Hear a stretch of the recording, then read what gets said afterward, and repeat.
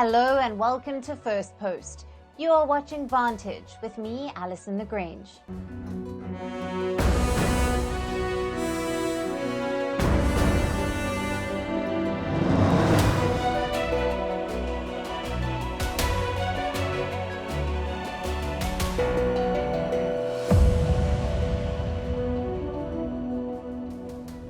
Our top focus is West Asia. After months of fighting Hamas, Israel is turning its focus north to Hezbollah in Lebanon. Does this mean the war in Gaza is winding up? Is Israel preparing for a war against Lebanon? We'll tell you more about the escalating flashpoint. Meanwhile, India and Russia are set to sign a new military pact. What does it cover, and how will the West react to it? Stay tuned to find out.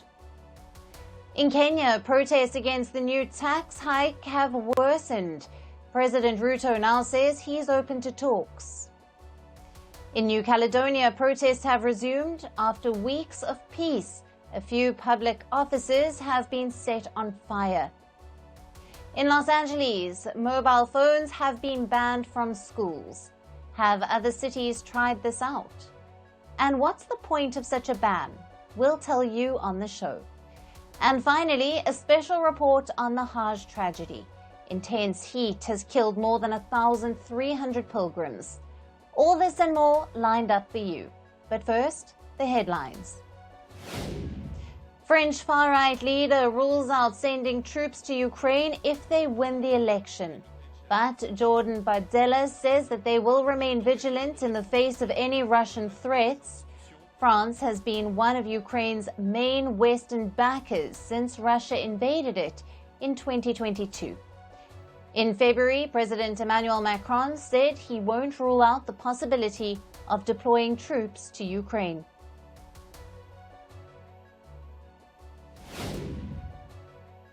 Malaysia arrests 8 people with suspected links to the Islamic State terror group.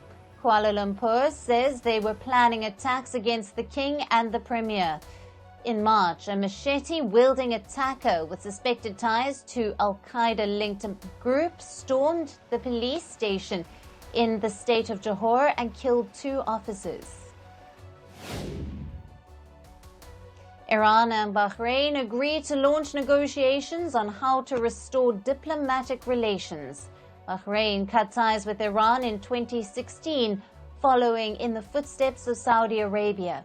On Sunday, Iran's acting foreign minister met with his Bahraini counterpart on the sidelines of the Asian Cooperation Dialogue Summit in Tehran. In India, Rahul Gandhi and Akhilesh Yadav led the opposition on day 1 of the parliament session. Prime Minister Narendra Modi took oath as a member of the 18th Lok Sabha, or the lower house of parliament. The leaders of the opposition staged protests outside the parliament amid the oath-taking of the newly elected MPs. And Ivory Coast battles floods and landslides. At least 24 people killed in its largest city, which is home to nearly 6 million people. The West African nation's economic capital has been receiving rain around 4 times heavier than normal.